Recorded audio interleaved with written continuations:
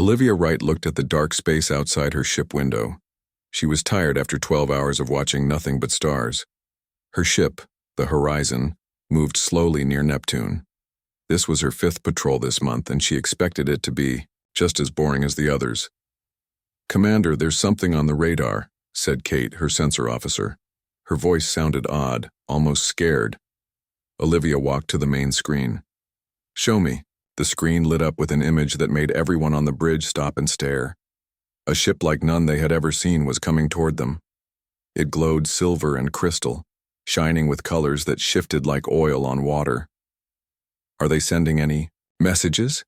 Olivia asked, trying to keep her voice steady. "No, Commander, but they're slowing down. I think they want to talk." Olivia took a deep breath.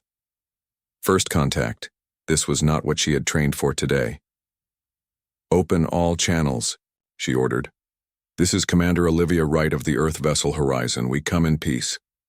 For a long minute there was nothing. Then the screen flickered, and Olivia found herself looking at a face that was almost human, but not quite. The woman, if she was a woman, had skin that seemed to glow from within, like moonlight through thin paper. Her eyes were large and changed color as Olivia watched, from purple to blue and back again. "Commander Wright," the being said. Her voice had a strange music to it, like each word was part of a song. "I am Princess Lyra of the Stellarin Empire.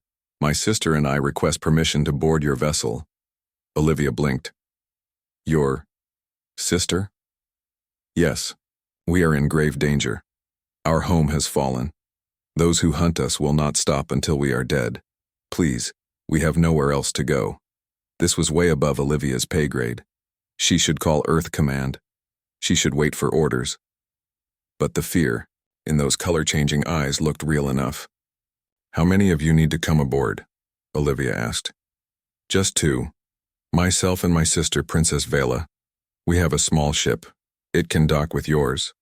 Olivia nodded slowly. "Okay, we'll send you docking instructions, but I need to be clear. Any sign of danger to my crew and we'll defend ourselves." Princess Lyra bowed her head. "You have my word." 30 minutes later, Olivia stood in the docking bay with 6 armed guards behind her. The airlock hissed open and 2 figures stepped through. Princess Lyra was tall and graceful. Up close, her skin had patterns in it, like faint star maps moving under the surface.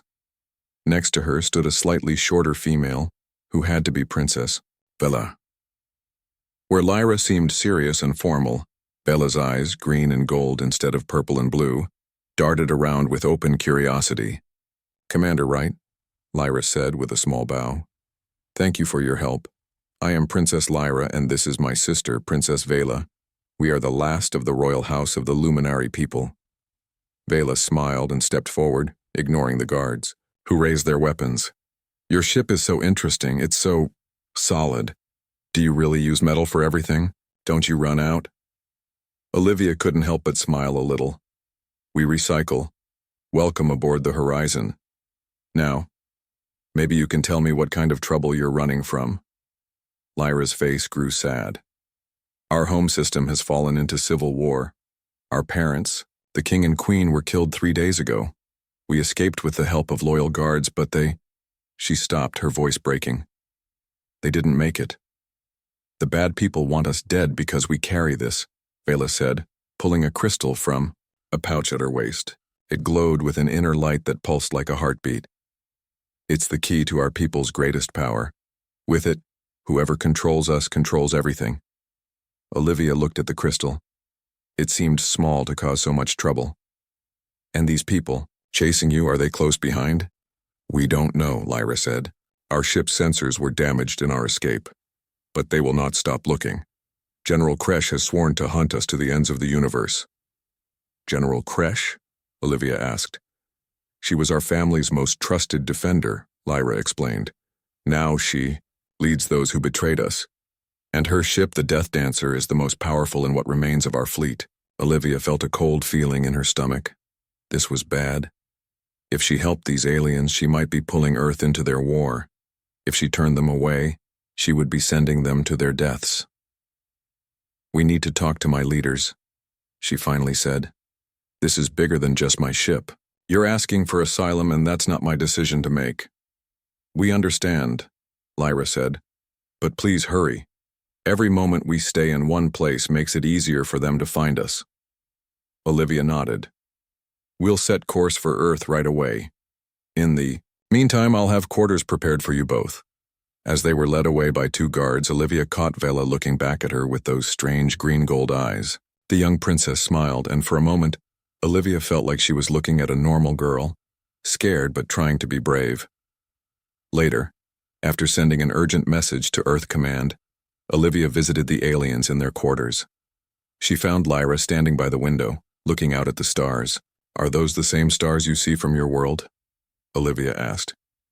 Lyra turned. Some of them, but they look different from here.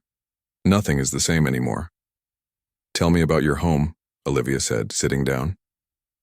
For the next hour, Lyra told her about the Stellaran Empire, a system of 12 planets ruled by the luminary for 10,000 years. She explained how their people had evolved to use crystal technology that drew power from stars themselves. And she told Olivia about the shadow beings, the Void Collective, who had slowly poisoned the minds of many luminari, including General Kresh. They hate the light, Lyra said. They hate what we are, and they will not stop until every luminary world is dark. By the time Olivia left their quarters, her head was spinning with all she had learned. This wasn't just a rescue mission anymore. Earth was about to be pulled into something much bigger than anyone had ever imagined. As she walked back to the bridge, an alarm suddenly blared through the ship. Commander to the bridge, Kate's voice called over the speakers. Unknown ship, just appeared on long-range sensors. Olivia ran. When she reached the bridge, she saw it on the screen, a massive black ship that seemed to swallow the light around it. It's them, said a voice behind her. Vela stood in the doorway, her face. The Death Dancer has found us. Olivia stared at the black ship on the screen. It was at least 3 times bigger than the horizon. Can they see us yet? She asked Kate. I don't think so, Commander. They're still at the edge of our sensor range. Then we have a small head start.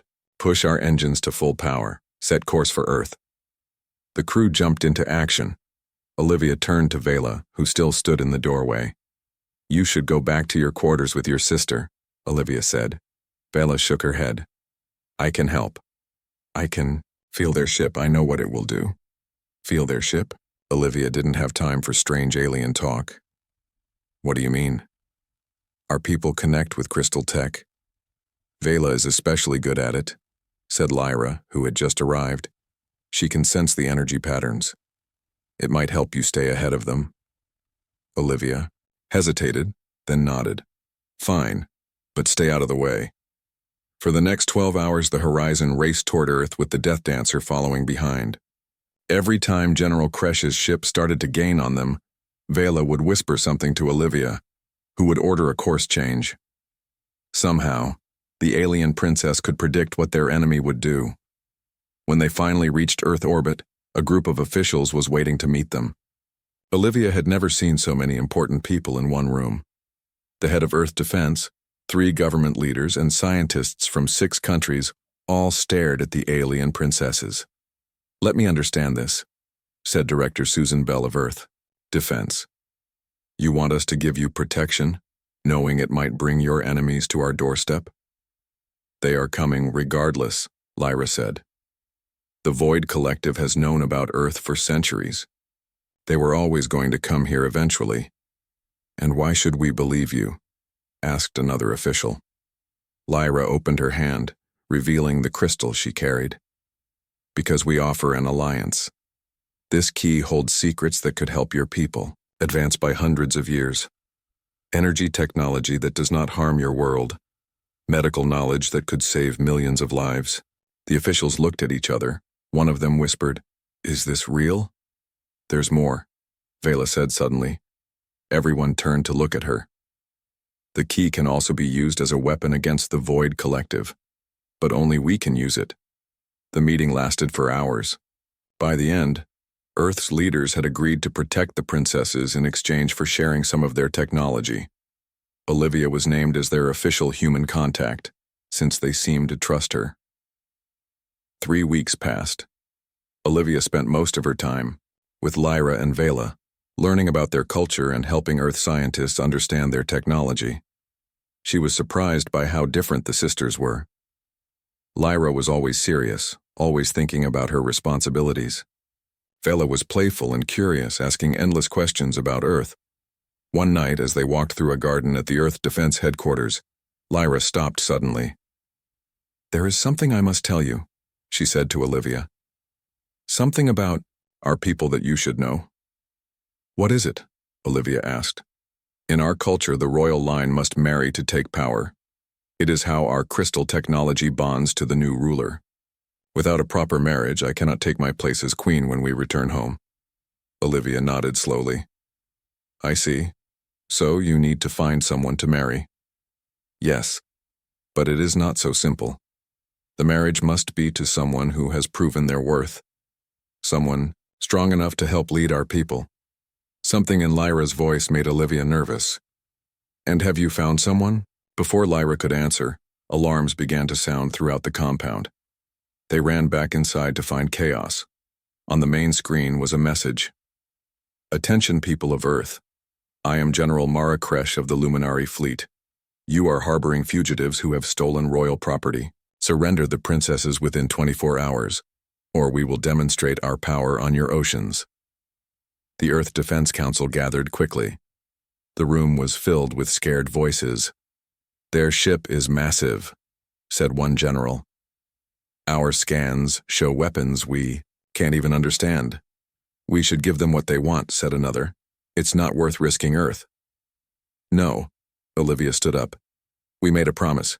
We can't just hand them over to die." "What choice do we have?" Director Bell asked. "We can't fight that ship." "Maybe we can," Olivia said. "For the past 3 weeks I've been working with Lyra and our engineers. We've begun adding some of their crystal tech to the horizon. It's not much, but it might give us a chance to escape, to buy more time," the council argued. But in the end they agreed to Olivia's plan. She would take the princesses on the modified horizon and try to lead the Death Dancer away from Earth while a more permanent solution was found. As they prepared to leave, Lyra asked for an emergency meeting with the council. "There is one more thing we must do before we go," she said. "Something that will strengthen our alliance and help protect us all." The council members looked confused. "What do you mean?" Director Bell asked. "According to our laws, I must take a consort to fully access my power as queen. I have made my choice." Lyra turned to face Olivia. "I choose Commander Wright." The room went silent. Olivia felt like she had been hit by a truck. "What, me?" "You have proven yourself brave and honorable. You have protected us when others would have surrendered us. You are worthy." Olivia didn't know what to say. This wasn't in any first contact manual she had ever read. "This is unexpected," Director Bell finally said. "Commander, you don't have to." "But sister," Vela interrupted. "You know the prophecy. The one who will help restore our home must be bound to both royal heirs." She turned to Olivia. "Human, you can't just marry my sister. Our laws demand you take me too."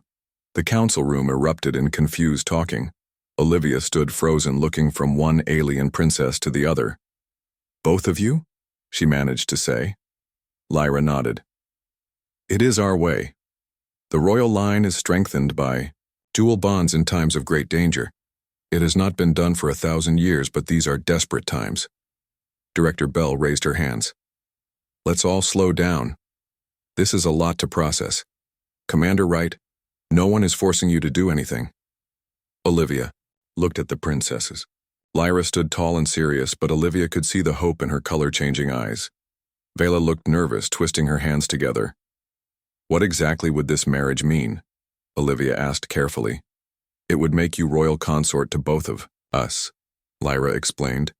"When we retake our throne, you would rule at our side, but more importantly, it would allow us to fully access the Crystal Key's power we may need to survive what is coming." Olivia took a deep breath. I need time to think about this. We don't have much time, Lyra said softly. The Death Dancer will not wait forever. Give me until we're ready to leave, Olivia said.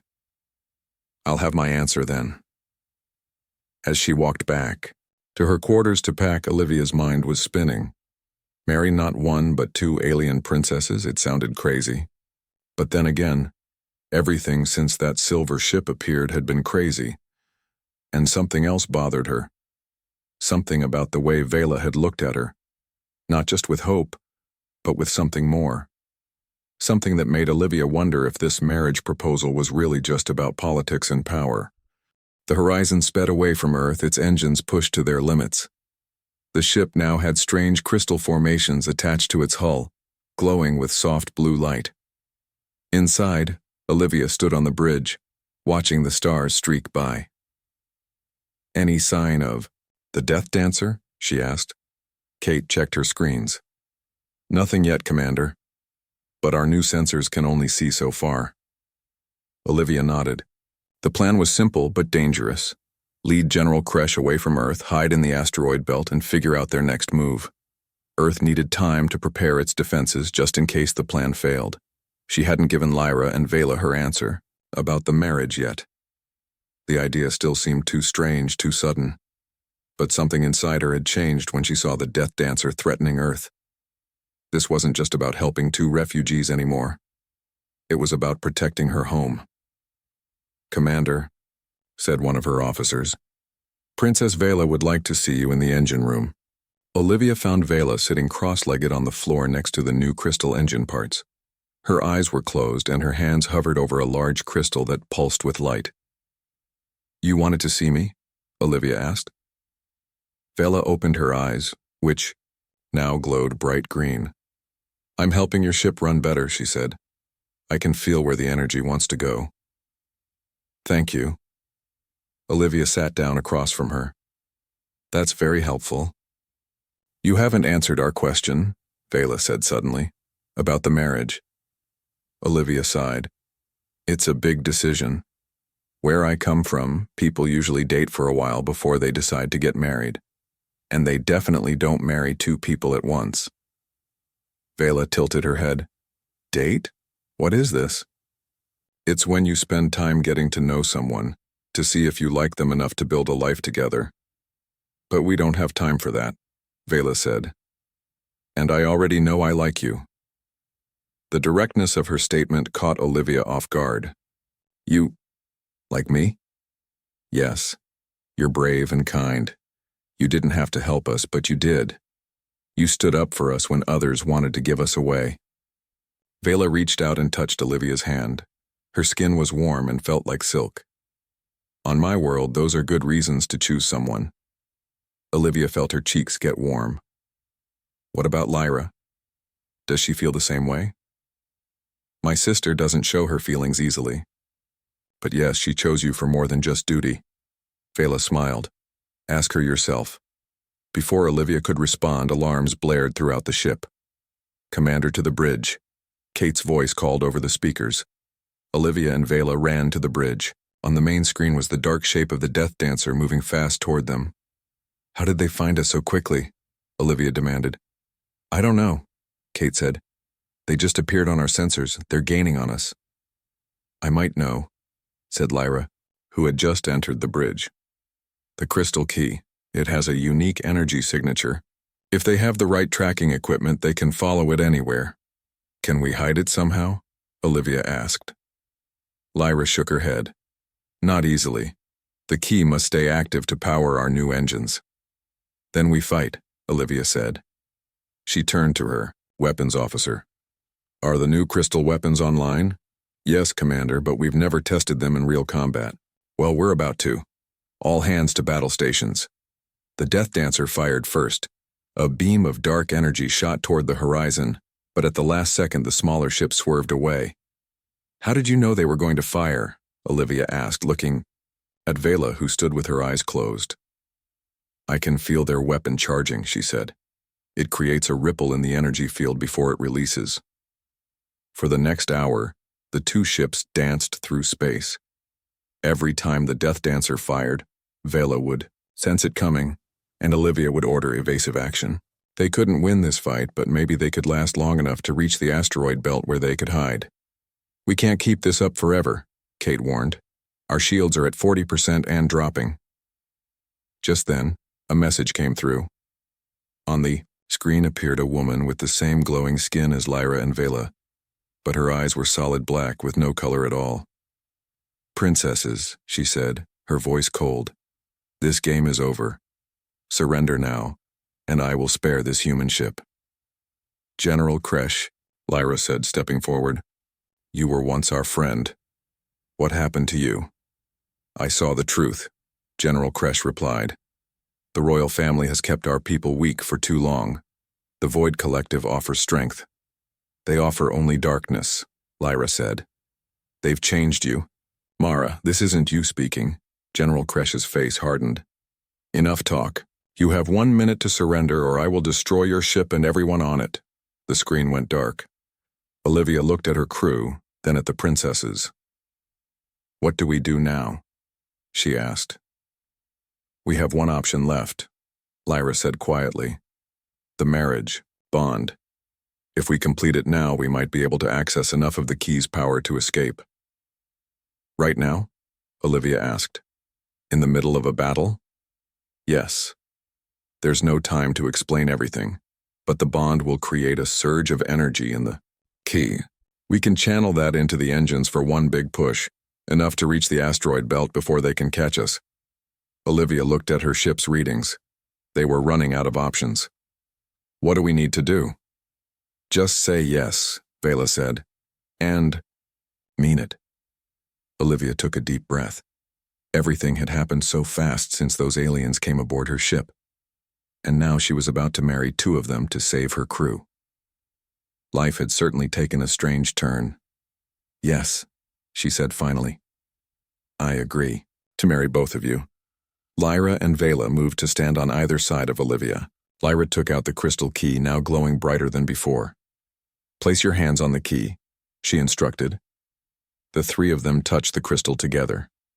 Lyra spoke words in a language Olivia didn't understand, and the key began to pulse, with light. Vela repeated the words, and the light grew stronger. Then both princesses looked at Olivia. "Now say, 'I join my life to yours in light and in shadow until the stars grow dark,'" Lyra said. Olivia repeated the words, feeling slightly foolish but also strangely moved. As soon as she finished speaking, the crystal flared with blinding light. Energy surged through Olivia's body, not painful but intense, like being filled with electricity. "Now!" Lyra shouted to the engine room.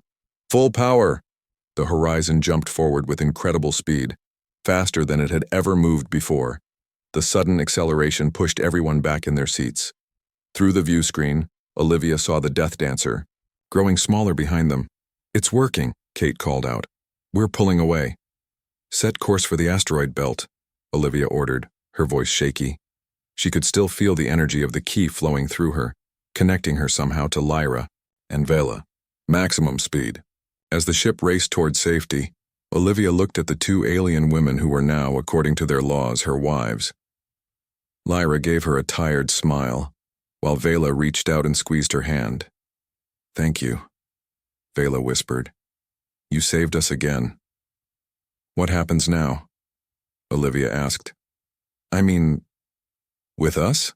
"Now we are bonded," Lyra explained. "The key recognizes all 3 of us as its keepers. Together we can access powers that none of us could alone." "But it's more than just power," Vela added. "The bond is real. In time, you'll feel it growing. Stronger." Olivia wasn't sure what to think about that. She had agreed to this marriage for practical reasons, to save her crew, to help Earth. But now, looking at Lyra's proud face and Vela's hopeful eyes, she wondered if there might be more to it than just duty. "Commander," Kate called out, "we've reached the asteroid belt. Where should we hide?" Olivia pushed her personal thoughts aside. There would be time to figure out this strange new relationship later. Right now, they needed to disappear before General Kresh found them again. "Take us in deep," she ordered. Find the biggest cluster of asteroids and get us right in the middle of it. As the horizon slipped between the massive space rocks, Olivia felt the crystal key growing warm where it hung around her neck, a gift from Lyra after the ceremony. Whatever happened next, one thing was clear. Her life would never be the same again. For 2 weeks, the horizon hid deep in the asteroid belt. The crew worked around the clock to repair damage from their battle with the Death Dancer. Olivia spent most of her time on the bridge, watching for any sign of General Kresh's ship. But she also spent time with Lyra and Vela, trying to understand their strange new bond. Since the marriage ceremony, Olivia had begun to feel things she couldn't explain, like knowing where the princesses were on the ship without being told, or feeling echoes of their emotions. "It's normal," Lyra explained one night as they sat in Olivia's quarters. "The bond grows stronger over time. Soon we'll be able to share thoughts." Share thoughts? Olivia wasn't sure she liked that idea. "You mean you'll be able to read my mind?" "Not exactly," Vela said, sitting cross-legged on the floor. "More like sending messages without speaking, but only if you want to share them." Olivia nodded slowly. "And this bond, it helps us use the crystal key?" "Yes," Lyra said. "The key responds to the connection between us. That's why our people always bond the royal family this way. The stronger our connection grows, the more power we can channel through the key." "And what can the key do, exactly?" Olivia had been wondering this for weeks. Lyra and Vela exchanged a look. Then Lyra said, "It was made long ago when our people first learned to harness crystal energy. It can power ships, heal wounds, even create new life in barren places. But its most important power is the ability to drive away the Void Collective." "The shadow beings that control General Kresh?" Olivia asked. "Yes. They fear the light of the key. That's why they want it so badly, to destroy it." Just then, Kate's voice came over the speaker. "Commander, you need to see this." When Olivia reached the bridge, Kate pointed to a strange reading on her screen. "We're picking up a signal. It's faint, but it's definitely Luminari in origin." "Another ship?" Olivia asked, suddenly alert. "No, it's coming from inside the asteroid belt, some kind of station or outpost." Lyra and Vela arrived on the bridge, and Olivia showed them the readings. "That's impossible," Lyra said, her eyes wide. "We have no outposts in your system." "Could it be a trap?" Olivia asked. Vela closed her eyes, seeming to concentrate. "No, it feels old, very old, and it's calling to the key." She opened her eyes. "We need to find it." Carefully, the horizon moved through the asteroid field, following the signal. Finally, they came to a large asteroid with a metal door built into its side. "It looks like a hangar," Kate said. "How old do you think it is?" Olivia asked Lyra. "Based on the design, thousands of years, from before my great-grandparents' time."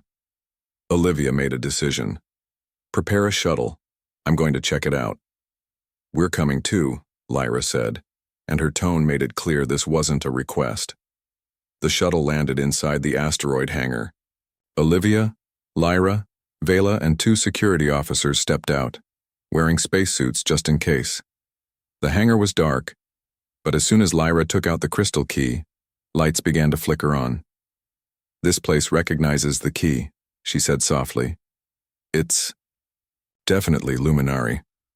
They walked through empty hallways until they reached a large circular room. In the center stood a pedestal with 3 handprints carved into its surface. "What is this place?" Olivia asked, her voice echoing. "I think it's an archive," Lyra said, examining symbols on the walls. "A place where our ancestors stored knowledge." Vela walked to the pedestal. "These handprints, they're for the royal family. Look, 2 the same size and 1 different. 2 Luminari and something else." "A human," Olivia realized. They knew humans would be involved somehow. "The prophecy," Lyra whispered. "The one who will help restore our home must be bound to both royal heirs." It wasn't just a saying, it was a prediction. Olivia looked at the pedestal. "Your people have been to Earth before, haven't they?" "Yes," Lyra admitted. Long ago, our explorers visited many worlds. Some of your ancient stories about beings of light, those might have been about us. So what does this place do? Olivia asked, gesturing to the pedestal. Only one way to find out, Vela said. She placed her hand on one of the smaller handprints. The pedestal began to glow. Lyra stepped forward and put her hand on the second small print. The glow grew brighter. Both princesses looked at Olivia. With a deep breath, Olivia placed her hand on the larger handprint. Instantly, the room was filled with light. A hologram appeared above the pedestal, a star map showing dozens of worlds. It's our empire, Lyra said in wonder, as it was before the Civil War. The map shifted, zooming in on one planet. A female voice spoke in the same musical language Olivia had heard during the marriage ceremony. What is it saying? She asked. It's a message from the past, Lyra translated, warning about the Void Collective. They aren't just shadow beings, they're parasites from another dimension. They've been trying to enter our universe for thousands of years. The hologram changed again, showing a dark cloud surrounding people, who looked like Lyra and Vela.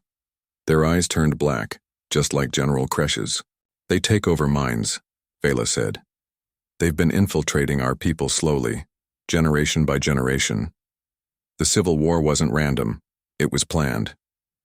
The hologram shifted once more, showing the crystal key glowing with intense light. The key, Lyra said, her voice filled with awe. It's not just a power source, it's a weapon, designed specifically to drive the Void Collective back to their dimension. But it can only be used by 3 people working together, Vela added. 2 Luminary Royals and a human. Olivia stared at the hologram. Why a human? What's so special about us? Your brain waves, Lyra said, still watching the hologram. They operate on a frequency the Void Collective can't detect or influence. You're naturally resistant to their control. That's why the bond is so important, Vela said. You anchor us, protect our minds while we channel the key's power. The hologram disappeared, and a compartment opened in the pedestal. Inside was a device made of crystal and metal. What is it? Olivia asked. A prototype weapon, Lyra said, carefully lifting it out. Designed to use the key's power against the Void Collective. Just then, Olivia's radio crackled. Commander! Kate's voice was urgent. The Death Dancer just entered the asteroid field. They've found us. We need to get back to the ship, Olivia said. Now! They ran back to the shuttle, the device clutched in Lyra's hands. As they flew back to the horizon, they could see the massive shape of the Death Dancer moving through the asteroids toward them. We'll never outrun them this time, Olivia said grimly. We don't have to, Lyra replied. We have the weapon now. But we don't know how to use it, Olivia pointed out. I think I do, Vela said quietly. The archive showed me. Back on the horizon, alarms were blaring. The Death Dancer was closing in fast. Options? Olivia asked her crew. We could try to hide deeper in the belt, Kate suggested. They'd still find us eventually, Olivia said. We need to end this. She turned to Lyra and Vela. Your weapon, can it really stop them? Lyra nodded. If the archive is right, it can free General Kresh and the others from the Void Collective's control. But to use it, Vela added, we need to complete our bond. The marriage ceremony was just the beginning. To access the key's full power, our minds must be truly connected. How do we do that? Olivia asked. We need to be touching the key together, and we need to completely open our minds to each other, Lyra explained. No secrets, no barriers. Olivia hesitated. The idea of opening her mind completely to these alien women was terrifying. They would see everything, her fears, her doubts, maybe even things about herself she didn't want to face. There's no time to think, Vela said, touching Olivia's arm. The Death Dancer will be in firing range in minutes. What if it doesn't work? Olivia asked. Then at least we tried, Lyra said simply. Olivia looked at her crew, at the approaching enemy ship on the screen, and at the 2 princesses who had changed her life forever. Let's do it, she said. They gathered in the center of the bridge. Lyra placed the crystal key in the weapon device, which began to glow. The three of them put their hands on it, forming a circle. "Open your mind to us," Lyra said softly. "Don't be afraid." Olivia closed her eyes and tried to let go of her mental barriers. At first, nothing happened. Then she felt it. A gentle touch in her mind, like a knock on a door. She took a deep breath and imagined opening that door. Suddenly, she wasn't alone in her thoughts anymore. She could feel Lyra's strength and determination, Vela's curiosity and warmth. And they could feel her courage, her doubts, her growing feelings for both of them that she had been trying to ignore. The connection grew stronger. Images flashed through Olivia's mind, Lyra and Vela as children, playing in crystal gardens. Their parents, wise and kind, teaching them about their responsibilities. The terrible day when the palace was attacked, their parents telling them to run to save the key. And the princesses saw Olivia's memories too, growing up dreaming of the stars, working hard to become a ship commander, the loneliness of command. "We are one now," Lyra's voice said, though her lips didn't move. "The bond is complete." The weapon in their hands began to glow brighter and brighter. Olivia could feel energy building inside it, power like nothing she had ever known. "Now," Vela's voice said in her mind, "together." As one, they focused their thoughts on the weapon. A beam of pure white light shot from it, passing through the ship's hull without damaging it, heading straight for the Death Dancer. 1 month later, Olivia stood on the bridge of the horizon watching Earth grow smaller in the view screen. The ship had been completely rebuilt with Luminary technology, its hull now shimmering with crystal enhancements. A crew of 50 humans and 20 Luminary worked together, preparing for their long journey to the Stellaran Empire. So much had changed since that day in the asteroid belt. General Kresh, freed from the Void Collective's control, had become their strongest ally. Her ship, the Death Dancer, renamed the Lightbearer, flew alongside the horizon as they left, Earth's solar system. Earth's leaders had been quick to form an alliance with the Luminari once they understood the threat of the Void Collective. Even now, ships were being built with the new crystal technology, preparing defenses against the shadow beings who would surely return. "Thinking deep thoughts?" Vela asked, coming to stand beside Olivia. "Just remembering how this all started," Olivia replied. "A routine patrol that turned into this." She gestured around the bridge where humans and Luminari worked side by side. "Do you regret it?" Vela asked softly. Olivia looked at her. In the past month, the bond between them had grown stronger. She could feel Vela's emotions now without even trying. The princess was worried about her answer. "No," Olivia said honestly. "I don't regret any of it." Vela smiled, her eyes shifting to a happy gold color. "Good, because there's no going back. Now, you're stuck with us." Lyra joined them, looking more relaxed than Olivia had ever seen her. Since the battle, some of the weight seemed to have lifted from the elder princess's shoulders. "General Kresh reports that the jump engines are ready," Lyra said. "We can make the first light jump whenever you give the order, Commander." Olivia nodded. "And the other Luminary ships?" 6 have been freed from Void control so far, Lyra said. "They'll follow us home once their crews have recovered." Home. The word felt strange to Olivia. She was heading to a place she had never seen, to help rule people she had never met, all because of a marriage that had begun as a political necessity, but had somehow become much more. The bond between the three of them had changed everything. At first, Olivia had worried about sharing her thoughts with the princesses, but there was something freeing about being known so completely and still accepted. No need for masks or pretending. They saw all of her strengths and weaknesses, her hopes and fears, and they loved her anyway. And she had come to love them too, each in different ways. Lyra's quiet strength and deep sense of duty matched her own. Vela's joyful curiosity and warm heart balanced them both. Together they made a whole that was stronger than its parts. "Captain," Kate called from her station. We're receiving a message from Earth Command. Put it through, Olivia said. Director Bell appeared on the screen. Commander Wright, this is just to wish you and your crew good luck on your journey. Earth will be waiting for your return. Thank you, Director, Olivia replied.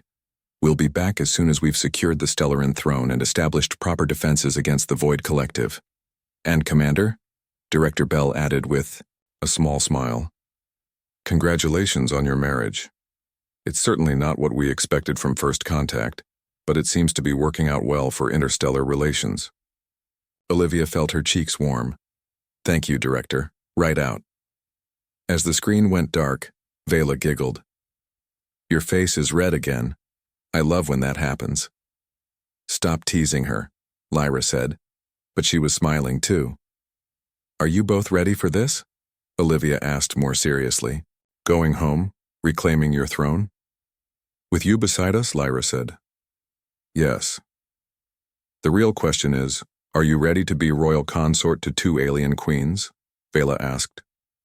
Olivia laughed. I'm not sure anyone can be ready for that, but I'll do my best. The truth was she was nervous. The Stellarin Empire had 12 planets and billions of people. The Civil War had left deep wounds that would need healing. And somewhere out there, the Void Collective was regrouping, planning its next attack. But they had the crystal key, the weapon from the ancient outpost, and most importantly, they had each other. The bond between them grew stronger every day, along with Olivia's understanding of the crystal technology that powered Luminary society. It's time, Lyra said. The longer we wait, the more worlds might fall to the void. Olivia nodded and turned to face her crew. All stations prepare for light jump. This will be our first jump using the new crystal engines, so hold on tight. She touched the crystal key that hung around her neck, her connection to Lyra and Vela, and to the power that would help them save 2 civilizations. Light jump in 3, 2, 1. The stars outside stretched into lines, and then the ship was moving faster than any human vessel had ever traveled before. Olivia felt the rush of speed, but also the steady presence of Lyra and Vela in her mind, their strength joining with hers. 7 days later, they arrived at the edge of the Stellarin system.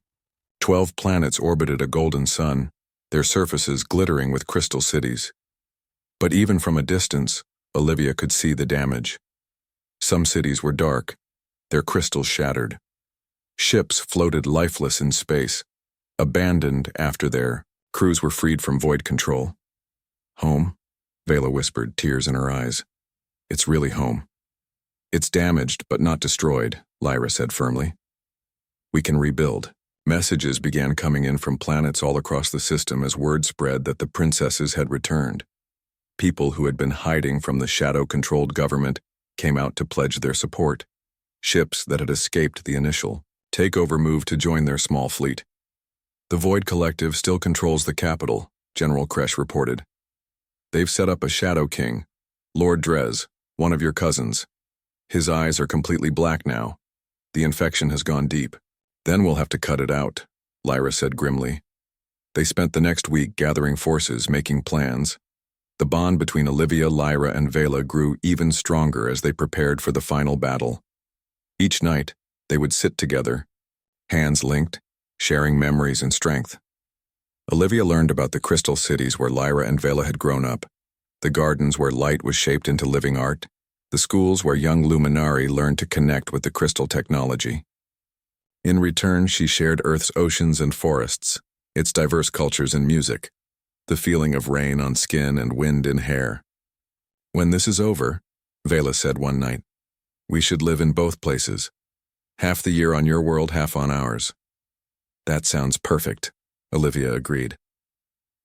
Finally, the day came for their attack on the capital.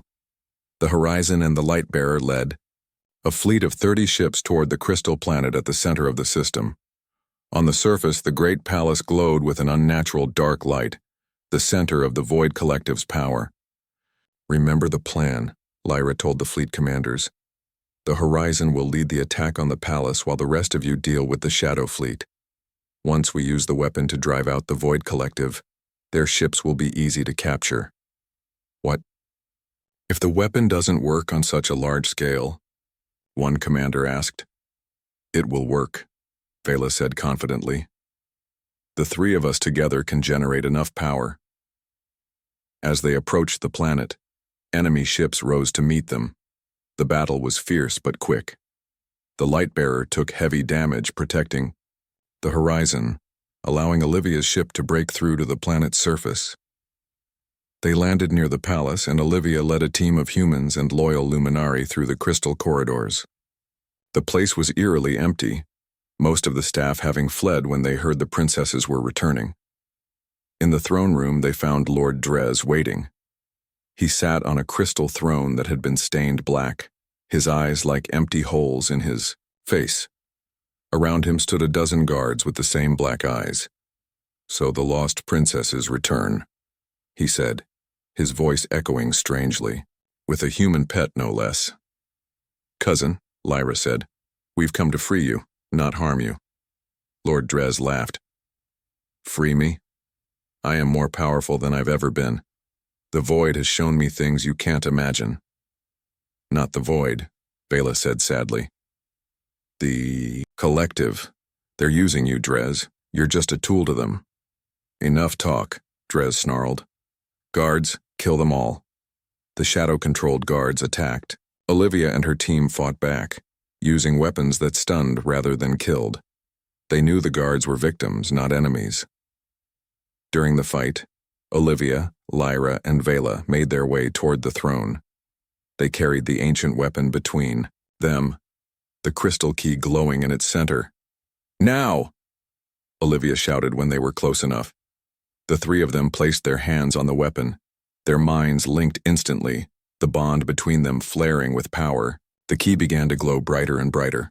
Lord Drez screamed and tried to run, but it was too late. A wave of pure white light burst from the weapon, washing over the throne room and spreading throughout the palace. Everywhere it touched, shadows were burned away.